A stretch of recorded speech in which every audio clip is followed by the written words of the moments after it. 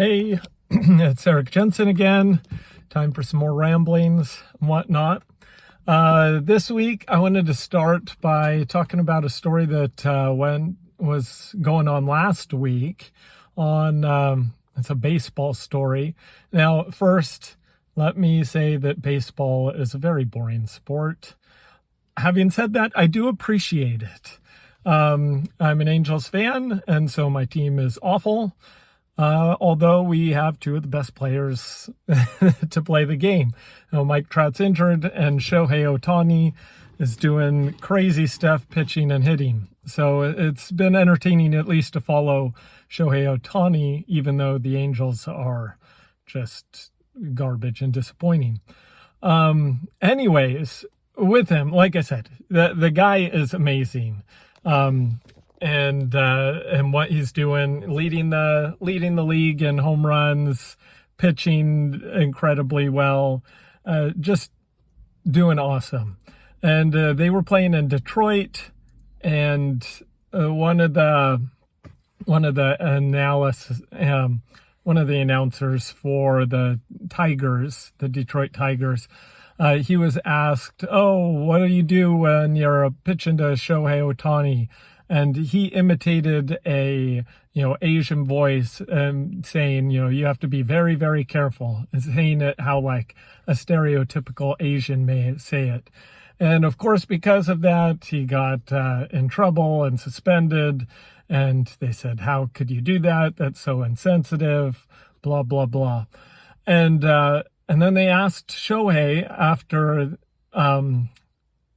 like the next day, because they were still playing Detroit at the time, and they're like, what's going on here? What did you see the clip? And Shohei Ohtani basically is like, yeah, I saw it, and I didn't care. He's a good guy. He was a good baseball player. I wasn't offended. I don't care about it. And thank you, Shohei Ohtani. That is how sports should be doing stuff. We don't need to be offended about whatever. It is a game. It is good to be able to joke about things and just let things be loose and fun. And that's frankly why I think Mike Trout and Shohei Ohtani are so great, because they just play and have fun. They're not out there trying to promote and be crazy and whatnot. They're just playing the sport because they like playing the sport, which is great in my opinion, and which is why I think they're two of the best in the game right now. Anyways, that's my baseball minute. Oh, and then of course, then they went out and they were playing over by the Little League World Series, and of course Shohei, even though he doesn't speak much English at all, he's always got an interpreter. He's out there signing all the autographs, just being a great guy. And so let's be more like Shohei Ohtani. Just have fun in the sports. Just don't take things so serious. It is a game, and be out there to have fun and to show the kids a good time. That's what sports are all about. All right. Moving on from baseball now, because again, the Angels are below 500 and are awful. So probably won't talk much about baseball because frankly, no one cares. And yeah, it's just like, you've got to have a team because it's so slow. You've got to have a team, and you've got to be fully invested in your team. And if you're not, I don't find just watching two random baseball teams playing fun at all. You've got to have some investment in to watch it. Anyways, back to the good news. Well, the good news, the best sport, college football. The big news of the day is the alliance. The Pac-12, Big Ten, and ACC decided to watch my video, of course, and said, "Oh, Eric Jensen, he's got the best taste. He's got the best knowledge on all this stuff. Let's copy him and make an alliance." Now, I didn't think the ACC would be involved, but there they are. They thought they went bigger and better and got 3 conferences. Having said that, they get through, announcing we're going to be together, we're going to be an alliance, and they have just basically shook hands on it, which means their alliance means practically nothing. I mean, I'm all for it, and I think a handshake agreement should mean everything. Unfortunately, in today's world, it doesn't mean anything. If the SEC wanted to go, let's say, expand and get Ohio State or whatnot and offer them a whole bunch of money, there's nothing stopping Ohio State from doing that and joining the SEC. There's no agreement set. So I don't know what to make of the alliance. Maybe they'll come up with something more concrete in the future. Hopefully they'll have something more concrete. Otherwise, I mean, I do think it's a good balance. So you get different voices and don't let the SEC and ESPN control everything. I'm in agreement that they should do that, but hopefully they can come up with more than we're gonna agree to work together. Yeah, that'll work all right until something happens where one of them can get a lot more money, and then they'll leave the others in the dust and won't care about their handshake agreement, because that's the world we live in. So who knows where that's going. We'll keep monitoring it. We'll see what happens there.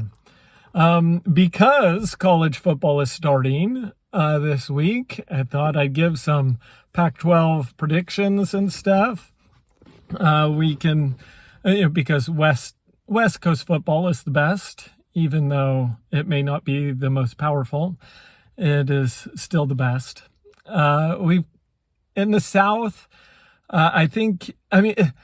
it's really hard to predict, especially because the Pac-12 had such a pathetic season last season with only like 5 games, 6 games.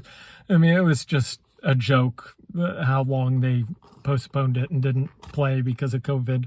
But that was last year's news. I don't know how much you can take from what happened last year. I mean, the entire season was...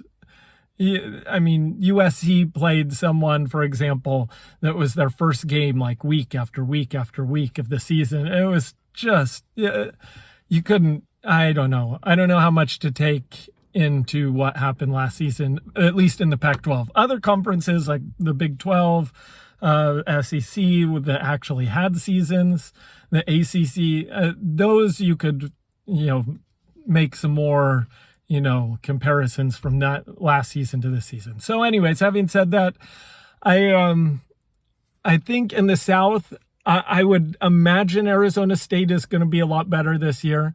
I know they were supposed to be good last season, and then sort of COVID derailed them and whatnot.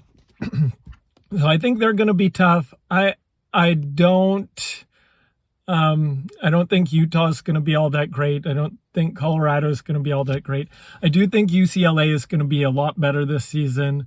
Unfortunately, may they lose every game, but they've got a lot of experience. I would expect them to be tough and probably up near the top of the South, vying for the Pac-12 South. However, having said that, USC should walk away with this in the South. That is, they are by far the best team. They have the best talent. They've got the quarterback. I'm hearing good things about the offensive line coming together. We'll see if that actually happens. But USC should win. USC theoretically should at most have 1 loss on this season. Will that happen? We've got Clay Helton as our coach, so who knows? But I will just go ahead, be optimistic, and put pencil in USC. They're going to take the Pac-12 South. Up in the North, up here in Washington, I think Washington's going to be pretty good. Again, it's hard to tell from last season because of COVID. And I'm not as sold on Oregon. I think they're going to be good. I don't think they're going to be anything world-breaking. I think they're probably ranked a little high, a little overrated. So I'm going to go with the underdog and say Washington is probably going to come out of the North It'll be USC Washington Pac-12 championship game, and I have to say USC would go away with it, and so here's optimistic. The optimistic take. I think USC is gonna probably go through the season 1 loss and be right in there to get into the playoff. We'll see if 1 loss is good enough. It may not be, but I think they're right there. Other places across the country, I mean, I think we've got the normal stuff. Clemson's going to win the ACC. I'm not betting against Alabama in the SEC, even though Texas A&M is supposedly good. I don't have any faith in Texas A&M. Look to them; they have like 2-3 losses. Georgia's going to be all right, but Alabama's going to win the SEC. In the Big Ten, Ohio State is definitely above everyone else. I don't think Indiana's going to be quite as good as they were last year. I think Michigan actually will be a little bit better. They're not going to beat Ohio State. They're not going to, that streak will still continue, and they're not going to win the Big Ten, but I think they will be a little bit better this season. What other conference? Big 12, it's going to be Oklahoma. Although Texas will be interesting with Steve Sarkisian there. They're not going to beat Oklahoma though. No, yeah. And then outside of that, I think Notre Dame is going to take a step back this season. They'll have 3, maybe even 4 losses, and the outside team that's not in the big, Power 5 conferences that might make it in and might make a splash, I think, is Cincinnati. They've got some tough games. They play Notre Dame and they play, I think, Indiana in their non-conference, but look for them to potentially go undefeated and try and break into the playoff themselves outside. I don't see anyone else. I don't see anyone in the Mountain West doing it. BYU is going to take a step back. I don't have faith in Coastal Carolina this year. So if it's someone outside, I think Cincinnati may be the one. So, and again, I probably, for a national champion, I would probably predict Alabama going into the season. I know that's chalk. That's not what I want. I want USC, but it's hard not to pick Alabama. I mean, they might lose, but it's hard to pick against them. Nick Saban is the best coach. They've got the best talent. So there's really no reason that they would not be favored. Hopefully, like I said, USC gets in there and does better. I think that's about all. We've got college football this weekend. Premier League still going on. IFK Göteborg, my Swedish team, needs to improve. They lost again. And anyway, a big El Trafico game, LA Galaxy versus LAFC. Go Galaxy. Hopefully they can sweep that series.